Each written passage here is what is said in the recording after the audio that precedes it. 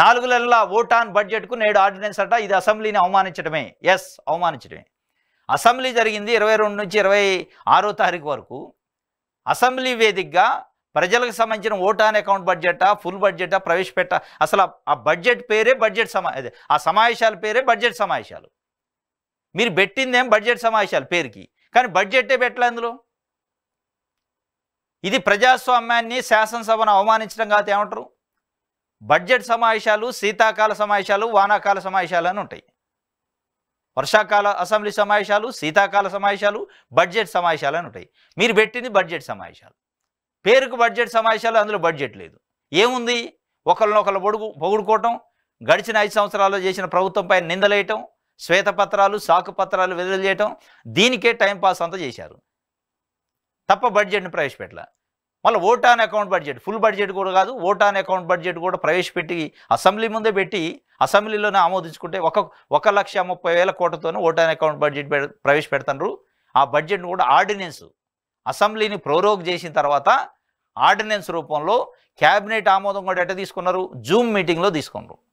ఒక జిల్లాలో ఒక మంత్రి, ఇంకో జిల్లాలో ఇంకో మంత్రి ఉంటే జూమ్ మీటింగ్లో నేను 1,30,000 కోట్ల రూపాయలకు బడ్జెట్ ప్రవేశపెడతాను ఆ ఓట్ ఆన్ అకౌంట్, మీరందరూ తలలో పడినట్టు వాళ్ళు తలలు ఊపారు. ఈయన ఓకే చెప్పి గవర్నర్కి పంపారు. ఇది ఇలా నిజం నిలబడింది, ప్రజాస్వామ్యం గెలిచిందని పదే అసెంబ్లీ ప్లకార్డులు పట్టుకొని వచ్చారు. మొట్టమొదటిసారి కూటమి ప్రభుత్వం ఏర్పడిన తర్వాత ప్రమాణ స్వీకారానికి. నిజం గెలిచింది, ప్రజాస్వామ్యం నిలిచిందట. ఎక్కడ నిలిచింది ప్రజాస్వామ్యం? ప్రజాస్వామ్యం నిలిస్తే ప్రజాస్వామ్యానికి ప్రతీక అయిన అసెంబ్లీ జరుగుతుంది. ఆర్డినెన్స్ ఎప్పుడు చేస్తారు? అసెంబ్లీ రన్నింగ్లో లేనప్పుడు ఆర్డినెన్స్ చేస్తారు. అసెంబ్లీ పెట్టిందే బడ్జెట్ కోసం, దాంట్లో బడ్జెట్ పెట్టుకొని టైం పాస్ చేసి శ్వేతపత్రాలతోని అసెంబ్లీ ప్రోరోగ్ అయిన తర్వాత మీరు ఓట్ ఆన్ అకౌంట్కి ఇది ఆర్డినెన్స్ తెచ్చారంటే దీని వెనకున్న మతలబ్ ఏంది? మీరు చేస్తున్న ఆరోపణలు, మీరు చేస్తున్న జగన్మోహన్ రెడ్డి ప్రభుత్వం పైన చేస్తున్న అప్పుల పైన ఆరోపణలు, ఆర్థిక వ్యవస్థ పైన ఆరోపణలు, ఆర్థిక దుర్వినియోగం పైన ఆరోపణలు నిజం లేదా? దాన్ని నిరూపించలేకనే ఈ ఓట్ ఆన్ అకౌంట్ బడ్జెట్ దొంగచాటుగా దొడ్డిదారిలో ఆర్డినెన్స్ రూపంలో తెచ్చారా? సభ ముందు పెడితే ప్రజలు ఎదురుస్తుందని పెట్టలేకపోతున్నారా? ఈ శ్వేతపత్రాలన్నీ సాకుపత్రాలేనా? ఈ శ్వేతపత్రాల్లో నిజం లేదా?